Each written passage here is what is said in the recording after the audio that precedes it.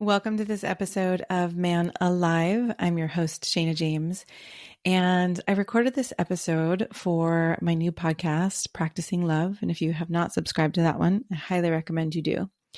But I wanted to launch it here as well because it is very focused on men's sexual health and understanding the journey and the struggles that men face. It's a conversation with Dr. Elliot Justin, who developed a wearable cock ring. On the one hand, it's a sex toy. On the other hand, it's a device that tracks your physical and sexual health. And Elliot talks about as he has aged, he's not looking for the fountain of youth where he gets to feel and have his body react how it did when he was in his 20s. But he said he's turned the clock back a little bit so that he actually feels more like he's in his 50s again. He talks about two kinds of erectile dysfunction and says that only one is actually dysfunction. The other is the normal human process of aging. If you've ever experienced fading erections, this is for you. It can help your sex life in the moment. It can help you have more pleasure, feel more confidence, less of that anxiety around, oh no, I'm going to lose my erection. Then we won't be able to have sex. So I've got to, figure this out and figure it out fast and make it happen. And then if you experience erectile dysfunction where you can't get hard, this is actually going to give you some data, real-time data that you can use, that you can take to your doctor. There's so much in here, and it's a fascinating episode where he talks about his own journey and the tests that he did to create this, including using male rams. I mean, it's fascinating. So I highly recommend listening. And again, if you haven't subscribed to Practicing Love, head over there and do that. And I hope you enjoy this episode. If you haven't yet taken the quiz to see what keeps you from having the best love and sex of your life, go to shaynajamescoaching.com/quiz. You'll get a personalized report of your strengths and challenges in the 5 crucial areas that lead to your most fulfilling and exciting love and sex life. Go to shaynajamescoaching.com/quiz to find out. I'm excited to be here today with someone who I've never actually done an interview like this with. You are the first product creator I've had on Practicing Love, and my other podcast, Man Alive, I haven't done this either. So this is actually, maybe there was one person over there who created a product for men. So I'm excited to talk to you about both your experience of being in a 37-year marriage and how you've practiced love and made love last, and also what you have for people to make love and sex more pleasurable and more connected. So thank you so much for being here today. And thanks for the opportunity. Yeah. Can we start with, and we're 2 New Yorkers, by the way, so we might, swear and get a little inappropriate. Let's start with, can you tell us a little bit about your current relationship? I know it's a long term. I said 37 years. So anything you want us to know? I met my wife when I was in medical school. We dated for 6 weeks, and it was really fabulous. And then we broke up, and we didn't see each other for 11 years. Wow. And I was on Houston Street in New York City with my older brother. Yeah. We were waiting for another woman who my brother wanted to set me up with. Uh-huh. Being New York City, of course, she wasn't on time. The restaurant was also closed because of a kitchen fire. My wife to be and my brother had intersected when both of them, when I dated once, and then later on when they both coincidentally at Yale, in the middle of the 11-year period. She recognized him, and we didn't recognize each other. She was just walking by. She was walking down the street. Okay. And I just so many things are gratuitous, and it makes you, in life we really try to plan. Especially, I'm a doctor. Oh, you study hard. You take tests. You take exams. You try to guide your career in certain ways. But I have to, looking back at my life, I have to say almost all the best things have occurred providentially. You can look at them as random if you want. I don't, because they're beyond coincidence. There are too many factors that make this feel providential. And some people actually say it's God. maybe it's Aphrodite. I kind of like that idea. But my wife was coming down wife to be was coming down the street. Yeah. She was very unhappy at the time. She was in a very talented design seamstress costumer for Broadway, but but in an all male world. Okay. And not meeting men other than gay men, but nothing's going to happen. Mm-hmm. I had was in a different situation. I was going out with a lot of women. I was really happy. I was in my early 30s, or two or three people I was in love with that I was seeing. You were seeing two people who you were in love with. I was seeing three people, and I was seeing four other people as well too. It was before cell phones. Okay. Did they know about this? Was this or this? No. This is before ethical behavior. Before ethical polyamory. But I was become very interested in honor. Okay. And I actually wrote a novel called The Chastity of Honor.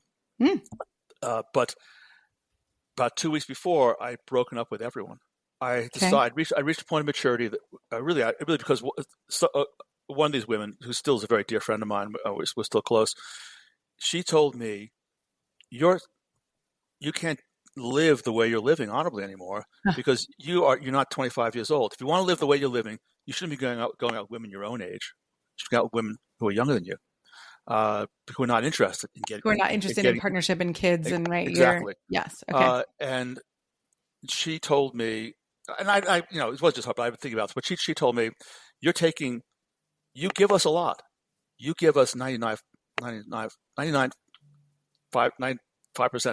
You give us more than some men we might even consider marrying, but it's not. It's wrong, and it's wrong because you're not committed. You're not being honest in those dynamics. Mm-hmm. So I broke up with everyone.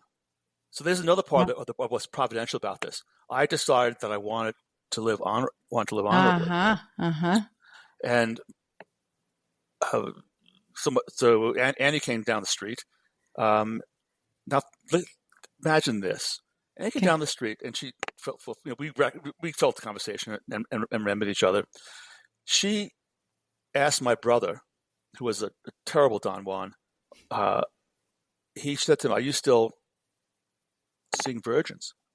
Are you still seeing virgins? She said that to him. To my brother, because that was my brother. My brother was one of those all but PhD hangers-on. He was at Yale at the time. And he would seek out freshmen, sophomore girls who were virgins. Okay. And younger women who she was calling them virgins, but I'm like, okay, we really are having a New York conversation here. And on Houston Street on a hot summer day. Yeah. And a woman, and then she turned to me and said, "What about you?" So I've never gone out with a virgin in my life.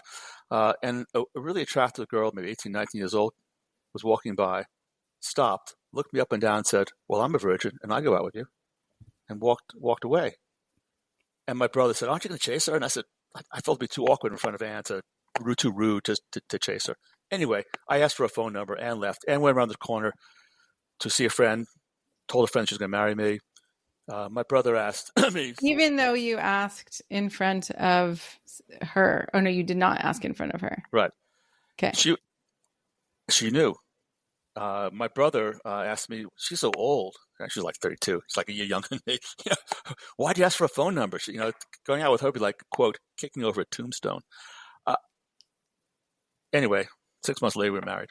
Wow, that was fast. Well, I'm loving the something in you, that impetus, right, to mature in a way where you were interested in honor. And, right, like it doesn't always happen from the inside.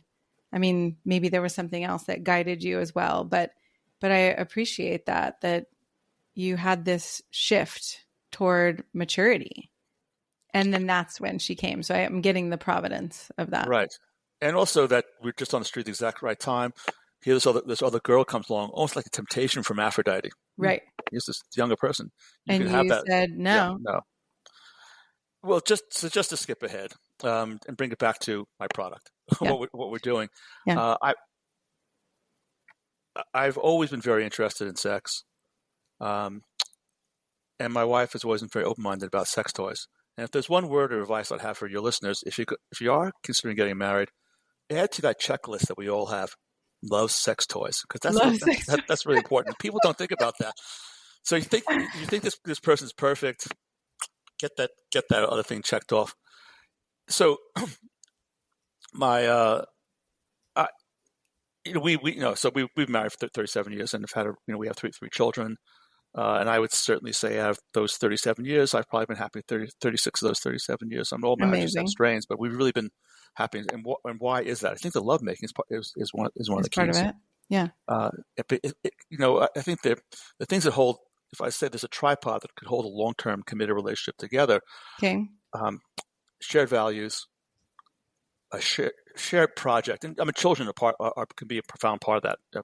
I'm fortunate in that, for example, in this business, I'm in business with my wife, and it's been great. But shared projects and sex Or regular lovemaking. lovemaking. I really think an orgasm a day keeps a doctor away, and we know from this is your world of therapy. We know that couples that have sex frequently significantly cut their separation and divorce rates. Yeah. Couples that have sex, on the big study, I think, out of the UK, 3 times a week versus those who have sex 3 or less times a month, stay together 50% more of the time, more likely.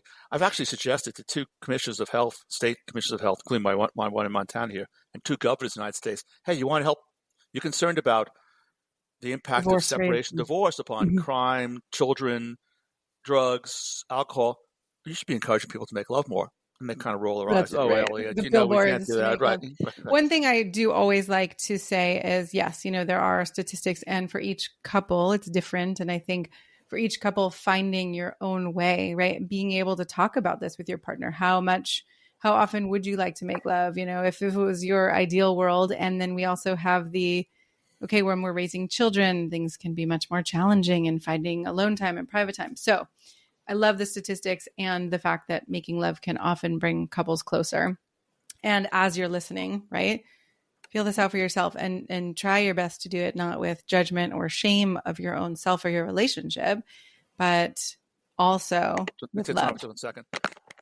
Can I start? Yeah, I think there are significant stresses with work, children, but that's where I think people need to plan for pleasure. They can't rely upon spontaneity. And I'm not talking about date night. I like that. Plan for pleasure. That's a fun motto. Yeah. And I'm not telling people you should have a whiteboard of sexual activities in your bedroom. Well, that's kind of an interesting idea. That's kind of fun. but when it comes to, I'll draw 2 analogies. Sean, I'm a really good cook. If you're going to come to visit me here in Montana, I wouldn't say, as the doorbell rings, oh, Sean is here. Let's go see what's in the refrigerator. There's some leftover rotisserie chicken. I'll throw some hot sauce on it. Good, done. No, I would plan for pleasure for all of us. You, I guess, whomever. Not last minute, right? You're actually planning ahead. Correct. And so now people sometimes tell me, oh, well, there's date night. Well, no, because then there's a lot. If you only have sex a couple of times a week, a month rather, there's a lot of pressure then on that date night. And I've heard from patients and customers that the date night really doesn't actually work out that well. Someone ends up drinking too much. Maybe a date night you actually have a quarrel of something that's happened. So, right. Like, when do we talk about? Yeah. Okay. So, what do you suggest instead of date night? And then I want to get back to what your challenge is that you have been practicing with. Sure. And I don't think people should. Sure. Yeah. Instead of date night. Yeah, spontaneity doesn't work either. Because if you're trying to be spontaneous, then you get the, I'm kind of tired. Or, after what happened today at work, or this problem with the kid, or I didn't tell you what happened to my mother today. Right. It just doesn't work. I think there needs to be an expectation on both parties that they are going to make a regular effort to make love, and then they're going to suppress the excuses, and they're going to commit. I think that is interesting, right? It's like, because I can imagine people listening saying, yeah, but I don't want to suppress my excuses. Or I want to be authentic. I want to be genuine. And I can feel this too, where I think there are ways where I suppress my excuses, or I kind of check in to see which part of me is having the excuses and where is the part that knows that this is actually going to be, usually amazing, connecting, whatever, even if I'm not there in the moment as I'm more perimenopausal, menopausal, whatever, right? Experiencing this big change in life. So I do love that invitation to check it out. Like, okay, what excuses, I don't know, excuses feels like judgment, but right, what reasons am I having for not making love, not connecting with my partner? In my book, Honest Sex, I also talk about expanding the definition of sex so that it's not just penetration, it's not just genitals, so that people can not feel so much pressure, right? And feel a lot more satisfaction when there are more ways to play, which I know is something that you are bringing to us. But before we go there, I think the question that I ask everybody on Practicing Love is, what is something that you've struggled with that you're now practicing, which may be your product is your Sure. practice. Well, I can talk about that. I'll start myself. Yeah. I don't technically have erectile dysfunction, but all men do. And this is something that I think doctors and women and men, in fact, they don't even grasp this. So Don't understand. erectile dysfunction I break it down to two groups. And I hate the word dysfunction. Yeah. Because to my mind, it should only be reserved for one group and not all men. We don't talk about women as being dysfunctional, even though female sexual dysphoria, FSD, the technical thing, we would talk about that. That's not part of the common vocabulary. The feminist, I'm 70 years old. Early on in my medical career, women were still being described as frigid, hysteric, and orgasmic. And the feminists came along, and appropriately, they drove the language out. We're going to talk about things more positively so people aren't shamed or embarrassed. Isn't there a new word or a new term for erectile dysfunction, erectile something else? No? No. It's no. not. Interesting. I have phrases that I use because I like to talk about erectile fitness. Uh-huh. So that turns into something that's positive. We are all on the road, from men and women, from fitness to dysfunction. In many ways, but let's focus on sex. Yeah. We all would like to know, where am I on this road? Okay. Can I a stop sign? Can I press the brakes? Ideally, of course, can I make a U-turn? Can I go back? Can I recover the fitness that I've lost? Yeah. But we don't have a dashboard. We don't have a GPS, and that's what our technology is doing for men with the tech ring. And we can talk later on about this. We're working on the first female device, the Clitique, and we give data to women. And once you have data, you can then say, well, where is the problem? So let's talk about this erectile dysfunction specifically. Well, and tell us a little bit about you, because you were saying personally you don't have erectile dysfunction, but there was a struggle you were having. Yeah. Well, I'm aware of the deterioration of my sexual health. Even though, I can have an orgasm every day. But I'm aware of, certainly over the last decade, that there's a certain there's a growing sort of, maybe not tonight. Maybe I've had one drink too many, although I really haven't. Or, I have these other things in my mind, which frankly I could suppress, but I'm reluctant to suppress. I'm looking for an excuse, basically, to avoid a situation where I might fail. And what's the difference between like that just being a natural, way that our bodies shift and change over time versus there's something wrong or unhealthy there? What if it's unnecessary? That's what our technology has revealed. And that's kind of what I suspected as I get into this. Is there some way of fixing this? Now, a lot of people have the notion, men and women, the guys have this pill. Well, the pill, look, Shauna, you're a very attractive woman. I pop a pill right now in front of you. I'm not getting an erection. It's just, the pills don't produce erections. They facilitate blood flow into the penis. But that's not most men's problems. So that's what our data has discovered. But for me personally, the issue really was sex and making love is a profound pleasure. Something that I think ideally we would enjoy 5-6 nights a week, 35, 40, 50 minutes, because it's part of the bond of our life. And I found both of us sort of drifting away from that. Right. And I missed it. And I want to, like I said, on the road from fitness to dysfunction, I want to make a U-turn. Now, I couldn't zip back to, where I was at age 14 or 20 something. But could I go back to my 50s? Could I go back to my 40s? For my wife, the solution turned out to be something else. We can talk about that. But for me, I was wondering, why is this? So what I noticed was that I enjoyed penetrative sex much less. And you weren't having as much pleasure through it, would you say? Correct. Yeah. And in that, and in thinking about the factors, one is just simply boredom.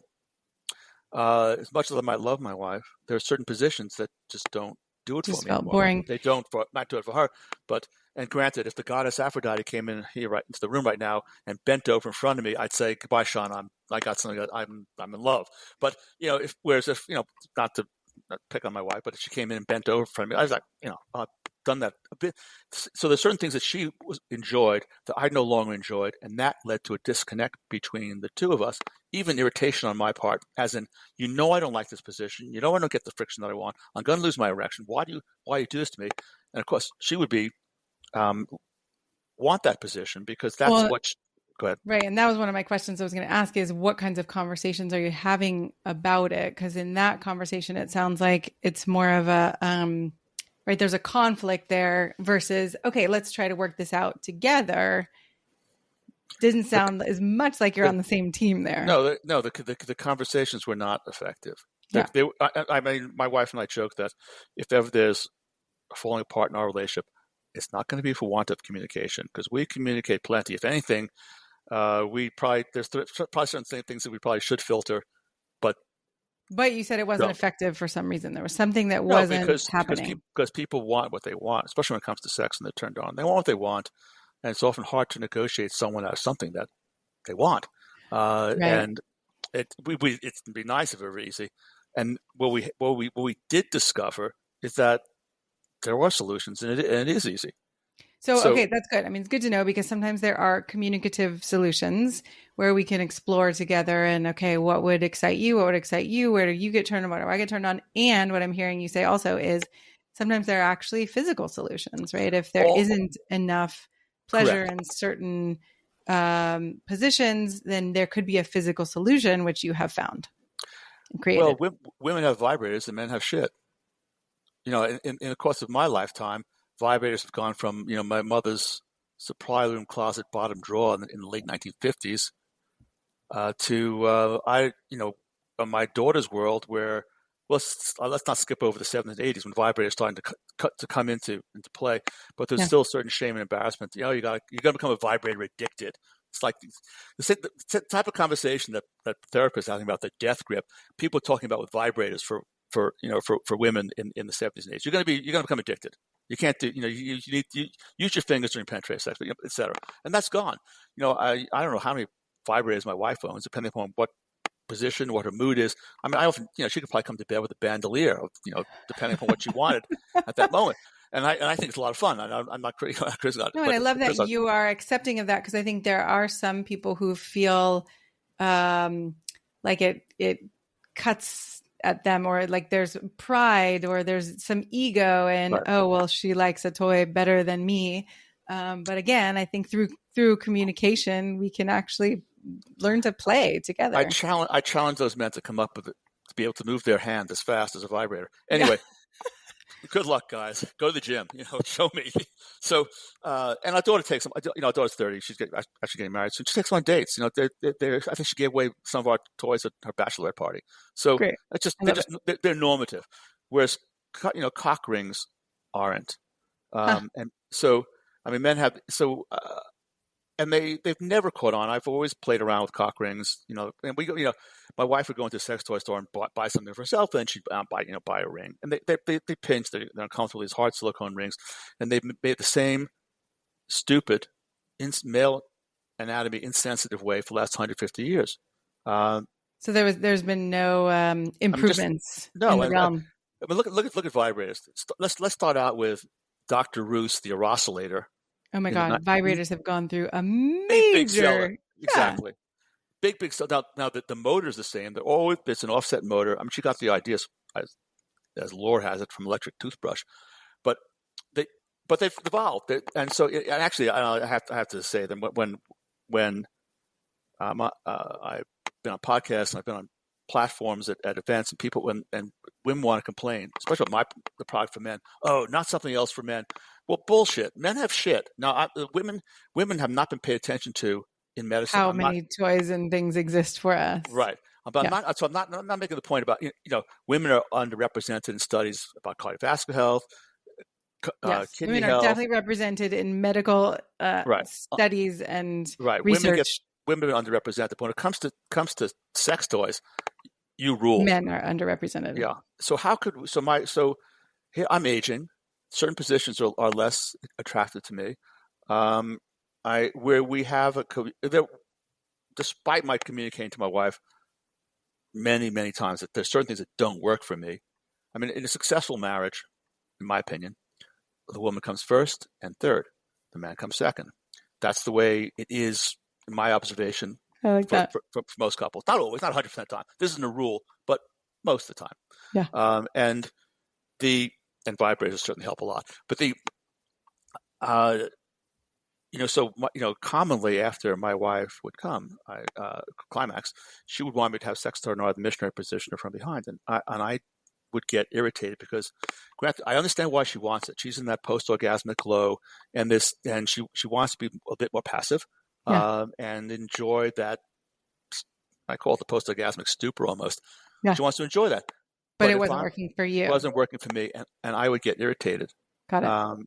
So how can I? And I'm not the only guy in this situation. This is something that men don't want to talk about with women. In our world, we talk a lot about the importance of communication. No man wants to communicate to his female or male partner, for that matter. I'm bored. I'm not getting friction. You're not giving me the attention that I want. These are right. These are killers. I do agree that no man wants to communicate this, and I also support men and people of all genders to be able to communicate these hard topics. And I'm grateful that you have also come up with these other solutions. So I was, and this again is almost providential. I live in Montana. I own horses. I sometimes have the illusion that I'm a centaur, that I'm one with my horse. This can be a very dangerous illusion. So I at one point many years ago broke 6 ribs and 6 vertebrae. Ow. Fortunately, did not injure my spinal cord, but I got interested in what's been done to rehabilitate sexual function in men and women who have spinal cord injuries or multiple sclerosis or other disease of the spinal cord. Yeah. And that eventually led to me trying to pacemake human sexuality. We're all familiar with a cardiac pacemaker. Yeah. The cavernous nerve and the pudendal nerve are the nerves in men and women that are responsible for arousal and climax. And I succeeded in pacing them on 2 rams, male sheep, but also got defecation and urination. So it wasn't exactly bedroom friendly. So you did this research on male sheep? Yes, 2 rams. And used like some kind of the ring like you've created? No, not a ring. No. I implanted an electrode by the pudendal and cavernous nerves. I see. To attempt to do like a pacemaker. Like a pacemaker, exactly. Okay. I call this Project O for obvious reasons. I then had a friend of mine who's a urology surgeon try it out on me, and I felt nothing. Wow. I don't think we know how arousal, especially in climaxes, are produced in men and women. Everything in the body should be electric at some point. Right. But it's not. Because I'm a doctor, I say that. My wife says it's Aphrodite. Maybe she's right. I don't know. I'm just loving the lengths that you've gone to make this happen. I'm like, wow, I'm blown away. So, a coincidence. So I'm now. I tell this story to a surgeon who, years later, about 3.5 years ago, because I'm working on a catheter to regulate blood pressure after stroke. This doctor, on the last day of ski season, happens to be sitting next to the associate chairman of urology at the University of Utah. Tells him about what I'm doing. Oh, can you believe what this doctor did? He actually had an electrode planted. And the urology professor says, well, that's interesting because I want to figure out how to count nocturnal erections because they're a leading indicator of man's cardiovascular health. He contacted me and I said, wow, they're a leading indicator of man's cardiovascular health. That's incredible because that means you can actually predict the state of someone's heart through monitoring their erections. And by the way, I think it's going to be true for women as well, too, which is why I'm working on that on a female device. Okay. So that's really valuable, but to get to your point, in order to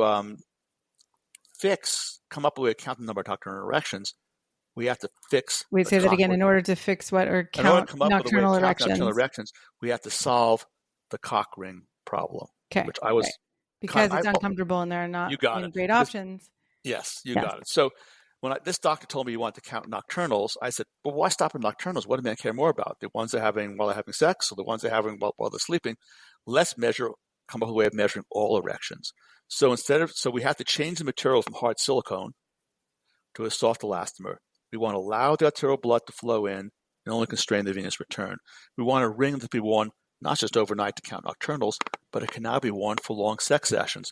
So as opposed to these hard silicone rings that are really uncomfortable after about 15, 20 minutes, a guy wants them off. Right. You can now have sex for an hour, as long as you want, and this ring is actually comfortable. So and you're not putting a pill into your body. That's correct. And there is actually two papers.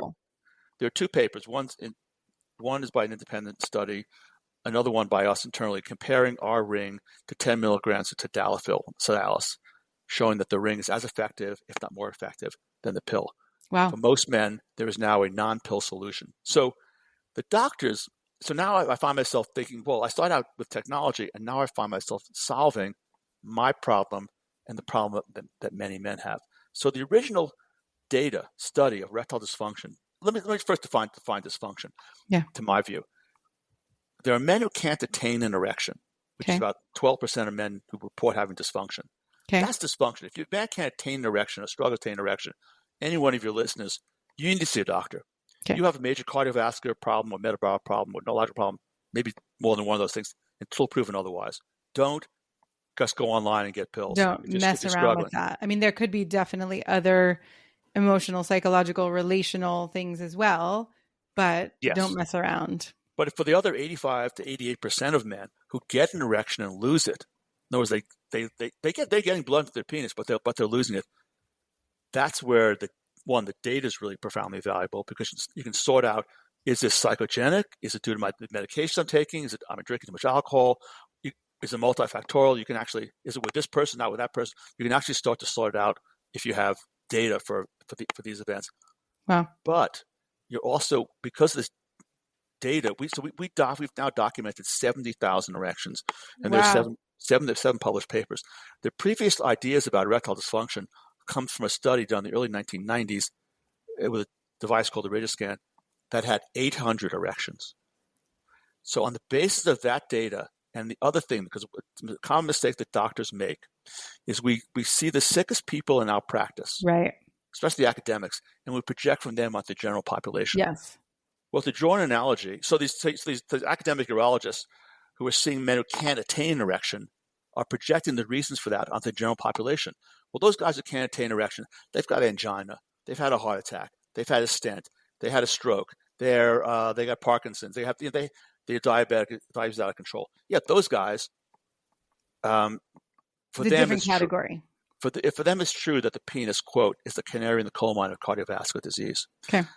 But it's not true for most men. Most men get an erection and lose it. So the data shows the incidence of erectile dysfunction goes up 10% per decade after age 45.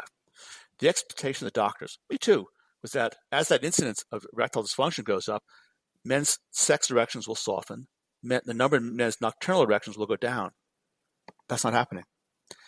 Men are staying just as hard until the late 60s, early 70s, and men are having the same number of nocturnal erections until the 60s and 70s, even though they're getting mild diabetes, mild hypertension, et cetera. Okay, can we slow this down a minute? So you're saying that the research was showing this decrease, but now your data is showing that that's not actually happening. That's right, exactly. The research on this small study done in the 1990s with the 800 erections shows that men who struggle to attain erections, they have this problem of declining firmness and number of nocturnal erections. And the patients that the academic urologists see in their practices with advanced ED, they're seeing the same thing. Okay. But that's not the ED that most men, including myself, are experiencing. Most of us are experiencing the fact that our erections, as we get older, fade faster. Got it. Every erection ends in a venous leak. Every erection, the clitoris too, although women have vibrators. Here's another way, just to digress for a moment. Here's an area where women, again, the clitoris is such a superior organ to the penis for sexual pleasure. Here's an area where the clitoris is superior because the vibrator maintains blood flow. The vibrations increase the blood flow increase the blood flow. Yeah. So whatever the pleasure aspect is, the vibrations neurologically, blood keeps flowing. men don't have anything other than a ring. And this is the mess. So what our data is showing is that whether you're ED, the ED in most men who lose it, get erections, lose it, is multifactorial. So whether that's due to the fact that you have a drinking problem, you're bored, you've lost your confidence, you're with someone new, but or it could be that you're taking medications that have an impact. Yeah. If you put a ring on it, it holds the blood in the penis. Okay.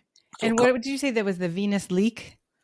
Venous leak is what the doctors call it. Okay. I don't like using that phrase because it's like dysfunction. It's kind of dramatic. I got a leak. What do you mean I got a leak? What about a leak? I rather call it a fading erection. Okay. Of aging, and every man experiences this. Even guys who think they're in good health, because I'll draw an analogy. When you're 14 years old, a man, you can hold a girl's hand for 20 minutes and you get a hard on for an hour and a half. Right. Blood doesn't want to leave the penis. So as you get older, that changes. When you're 20, maybe you're an average guy, you can have sex 4 or 5 times a day. By 30, it's 2 or 3 times, and then it just deteriorates with age. Although, if you plan for pleasure and you exercise it and you create an expectation, I'm confident, and I think I'm an example of this. You can actually make it. You can improve that. That you can that situation. Build back to where you have been. Because it is use it or lose it. Yeah. There's an atrophy that occurs in men and women. Anyway, all a man has to do to prove to himself the power of a ring is, first he has to get over his inhibitions. He has to stop associating rings with gay guys, if he's straight, or fetish sex. He has to get over his pride. I don't need that. He has look at this objectively. Get rock hard. Go to wherever guys go. Pornhub, XNX, XXNX, wherever they go when they're masturbating. Get rock hard, and then no stimulation. See how long it takes for your erection to go down. How long it takes to fade. Right. It'll be about 25, 35 seconds. If you put a ring on it, ours, of course, is the most comfortable one, but put a ring on it, you're going to stay, you can stay hard for about 2 to 3 minutes after that, before you're so soft you couldn't penetrate. And if you take the Dalafil, you'll add about another minute to that. So every man gets fading erections as they get older. Got it. Every man will benefit from a ring. Except for the guys who can't attain erection. If they can't attain erection, that's different. But then it's a different story. So we shouldn't call this dysfunction. Yeah, it's a problem. And we don't. It actually sounds like it's a common function that we're attempting to, like you said, to solve for. Right, and doctors like to medicalize things. We give people the care that we can bill for, and that care involves pills.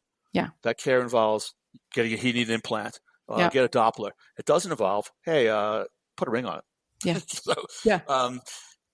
So I encourage all men, if you have a problem, get your data, but all men should. This reminds me too of I can't remember the name of it, but the ring that many people are wearing now, the sleep ring, and then people are tracking the Aura ring. People are tracking blood sugar, right? So why not track your sexual health and sexual functioning? I mean, this makes so much sense. Well, there's a gap. We live in this incredible age of healthcare wearables, smart, the Aura, Whoop, Apple Watch, Garmin, MyZone, all these, and yet there's this gap, which is sex. And that's why my wife says, well, how do we get to this business? Because what we're doing should have been done 20 years ago. Right. With the sensors that we're using in our device are not. I didn't invent these sensors; they're off the shelf. Yeah. The notion that erections are indicated once cardiovascular health or medication side effects. This isn't new. It's psychiatry and urology are about the only 2 areas in medicine where we treat major problems with no data, and now there's data. Fascinating. This is amazing. I'm so grateful that you have created this and that you used, one of your struggles in life and something you knew that other men struggled with to create something to solve for this. Well, let me make another point about my struggles. And I'll illustrate this with an anecdote that kind of makes me look like a jerk, but I'm a guy. Okay, we'll see. And a jerk in a real, in sort of typically, male way. Okay. So when we first came up with a full prototype of the device, which is it'd be 2 years ago, February. It was a cold winter day in Montana. My wife and I were making love, and both turned on, and this before she started taking testosterone. We'll get to that in a moment. But both turned on, but she did something that really pisses me off over the length of our marriage, which is, and in the middle of sex, she and her sisters do this too, and many women do this. Maybe you don't. In the middle of making love, they can still talk about something else, something that occurs to them. Just So pops into her mind, and then she says it. And you got to get rid of it. You got to so before you can get on with it, so to speak. So she started, and so this time it was something that had occurred. So now it was this time was I left the garage door open. It was snowing outside. Now, there's no heterosexual relationship probably in the world where the woman then jumps out of bed and says, I'll take care of it. I'm going to go into the snowy night naked and close my garage. Correct. That doesn't happen. I'm glad you agree on that. So ordinarily for me, that would have been a what the fuck moment. I probably would have cursed. Can't you keep that damn thought to yourself for 5 minutes? And can we recognize that some of that cursing and what the fuck was like underneath that is the vulnerable part of, oh shit, yes. I'm going to lose my erection. You got it. Yeah. And something that I want, which is sex, is going to be out of my control. Out of my control. I'm going to lose my temper. I'm going to lose my desire. And I could just feel it building up inside me because she and I have had that fight, take a couple hundred times over the course of our marriage under various circumstances. So you were wearing the ring at that moment? I'm wearing the ring for the first time. Go downstairs. You go and close the garage. Now the garage is open. Her back door of her car is open because she must have been taking groceries in and forgotten to do it. I'm coming up the stairs and she calls out to me, "Oh, Elliot, you know that tequila I like? Could you pour me some? Oh, don't forget the ice and the lime." That would have been a second. Another what the fuck? Male, what the fuck? Keep that. You get your own fucking tequila. Blah blah blah blah blah. I hope not. It wasn't you get your own fucking tequila, but also I can understand in that moment, right? What the fuck? There's this thing that we're in the middle of. I'm very unifocused. It's what I want, and shit, this is hard. I'm not going to get to have what I want. But it happened anyway because I didn't yell at her either time because I had the ring on. Because I'm wearing. Well, I hope you wouldn't have yelled at her even if you didn't have the ring on. But I can understand the internal experience of frustration. Well, part of a successful relationship is you have to be able to yell at each other and make up really quick afterwards. It's just we might have different definitions of that, but okay, I will take that as yours. Okay, it's we're both hot-tempered people, and it's really hard to, the important thing is to recognize and apologize quickly. Which that's a whole other, it's a whole other thing. Anyway, I come up the stairs, and I'm about 90% hard after like 5 minutes, and she says, the garage door was true, but the tequila was a test, and we both laughed. Was she testing you or the product? She's testing the product. She was testing the product. She's like, I'm a, part owner of this company. So I create a test for him. So she, and we make love about 50% longer. There's no longer the ring. And I hear about this from my customers and my patients in my sexual health practice. People, if a man is confident he's not going to lose an erection, it's great for both partners, male or female partners. So I heard about a couple of gay guys too. Because there's no longer this rushed orgasm. So previously, right, in our andropause, menopausal, life, there was this rush. Oh, we're turned on. We're in the mood. We can get there. Let's go. Get the vibrator. What position? Blah blah blah. And this sort of rush. That doesn't necessarily produce the most satisfying, not just orgasm, but intimacy. But intimacy. Yeah. So we estimate that we, as opposed to making love for say 10 to 15 minutes, we make love for sometimes 45 minutes or an hour. Why? Because she knows that I'm going to stay hard, and I know it too. And that's much a game less changer. Pressure, which leads to then much more intimacy. A common thing that I hear about from my patients and from customers, you probably do too, is common story when you finally get people to talk about what's really going on between them is. Well, I'll pick on a guy who recently a couple months ago. Just for time's sake, because we do need to wrap up. Sure. But is there anything else you want to kind of highlight? Yes, I just want to reiterate. You now have the ability to harness data to assess the status of your sexual health. Yeah. If it's good, you want to know where you want to establish a baseline, the way you do with blood pressure or liver proteins.